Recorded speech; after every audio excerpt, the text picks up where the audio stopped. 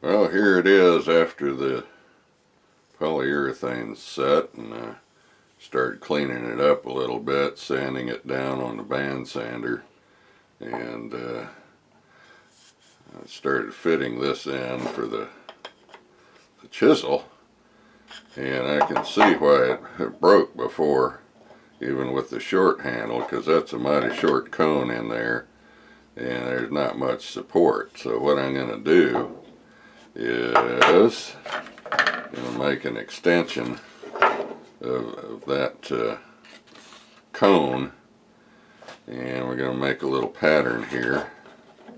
It's going to be crude at first, but well, we'll see here. Let me just tape that on there so it doesn't run loose on me. There we go. And we'll make a little pattern. See if I can kind of roll up a cone on there.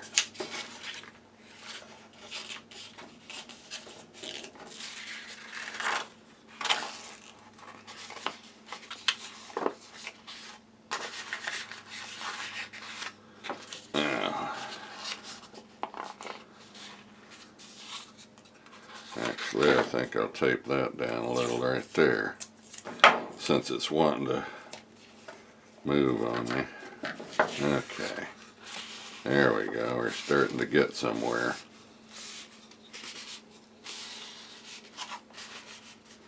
That's obviously way too big, but that's alright because we're gonna cut it down eventually. A lot. Probably only go up to about there. In fact, let me just here. I know.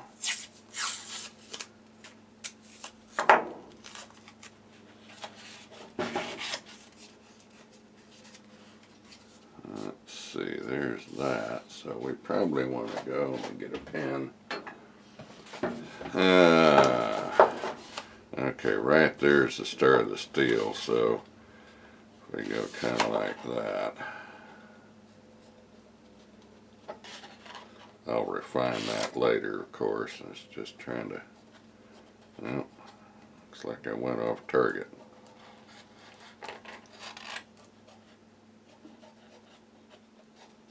There we go. And probably, let's see, right about there.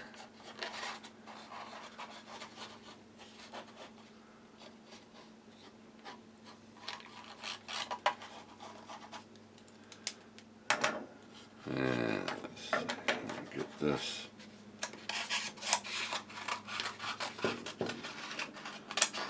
Trim some of that excess off.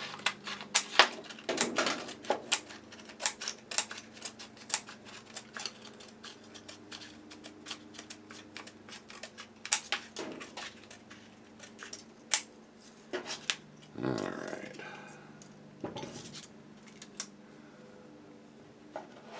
Now, let me get, let's see, what am I going to get?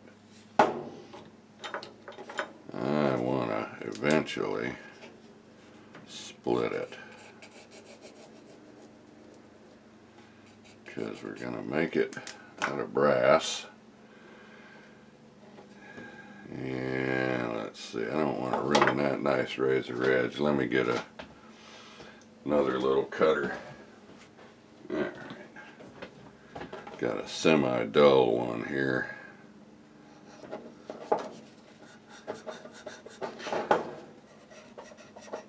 Since we're cutting down into steel,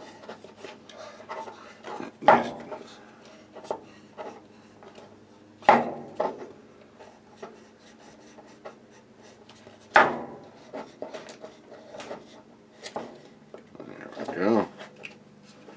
I'll just kind of split that one up the middle, as far as we can go anyway, right about there.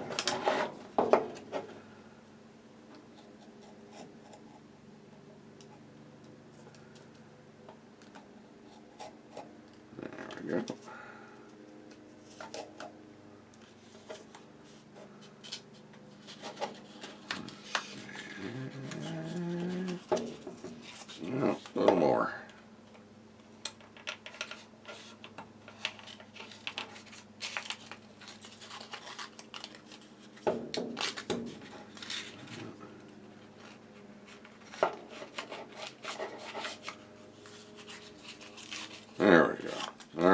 Well, there's our sort of pattern. And just take that off of there.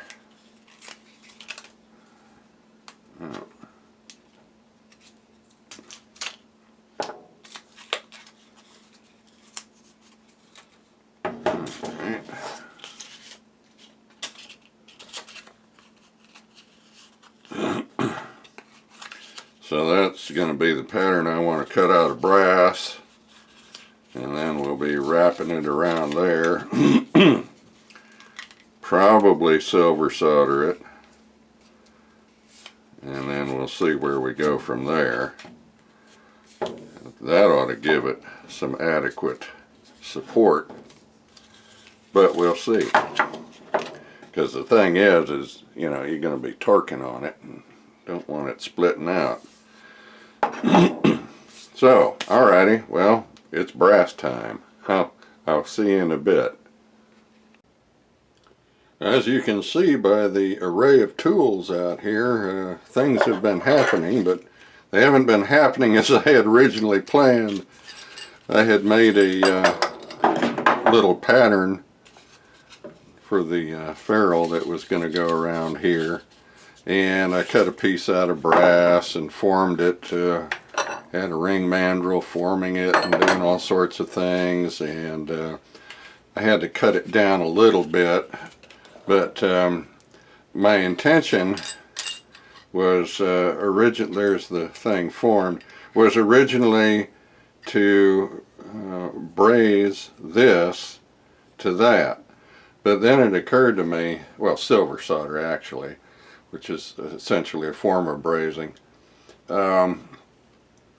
If I were to get this hot enough, I could protect this end from the heat, but to get this hot enough to get the braze metal to flow would, the silver solder, I keep mistaking that. Yeah, it's a moderate temperature silver solder. To get it to the temperature where it would flow on the steel, it would probably melt the brass. So what I did was, there was a seam right there.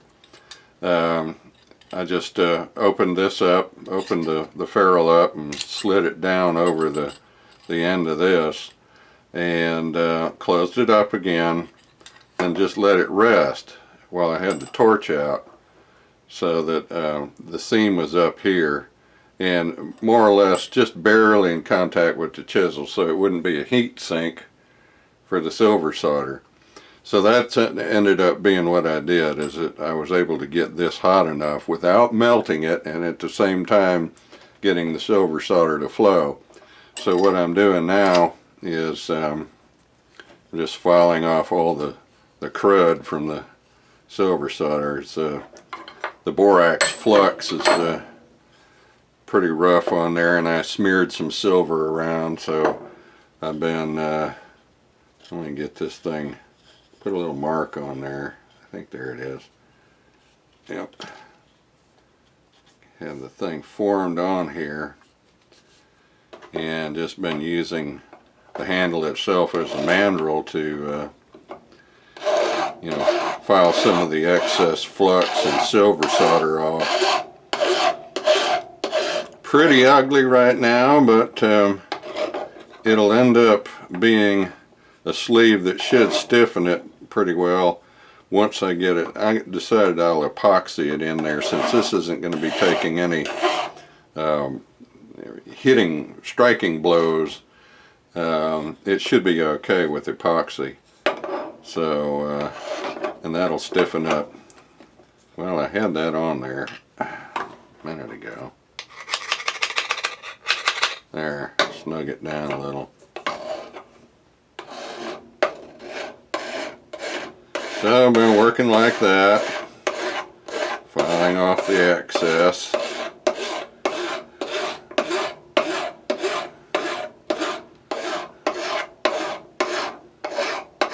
And eventually, I could give that an acid bath, but again, there's some silver solder that smeared over it, and I'll get that part off. Won't hurt anything, it's just cosmetic. So I'll continue working like that and filing, and I'll eventually have that ferrule or shank extension, whatever you want to call it, all prepared. But as you can see, it fits around there pretty well, and I'll just tap it all together. And I have yet to work on the blade part here, but you're getting a rough idea of where we're headed here. And we'll bring you back when we get to someplace else.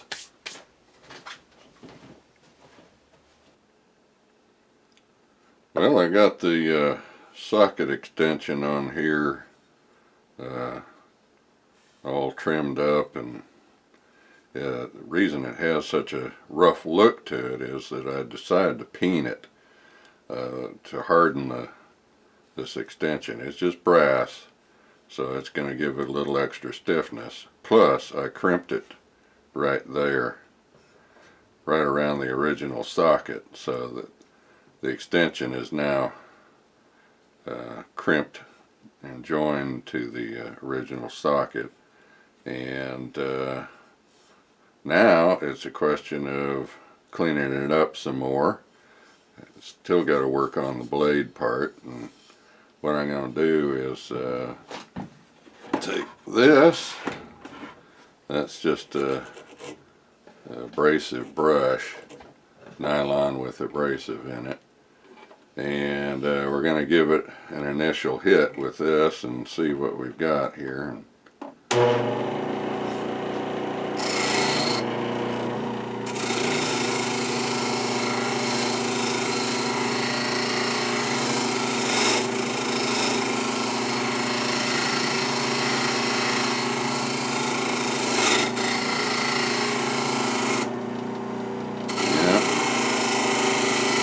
It's taking the surface rust off.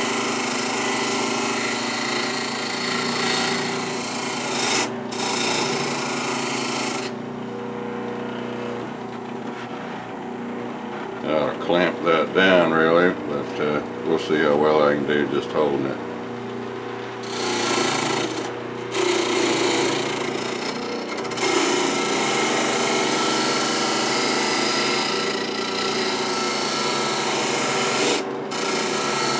By the way, that was stupid what I did. Put my finger right on the edge and touched it like that. It's dull, but hey, it could still bite you. So keep everything behind the wheel.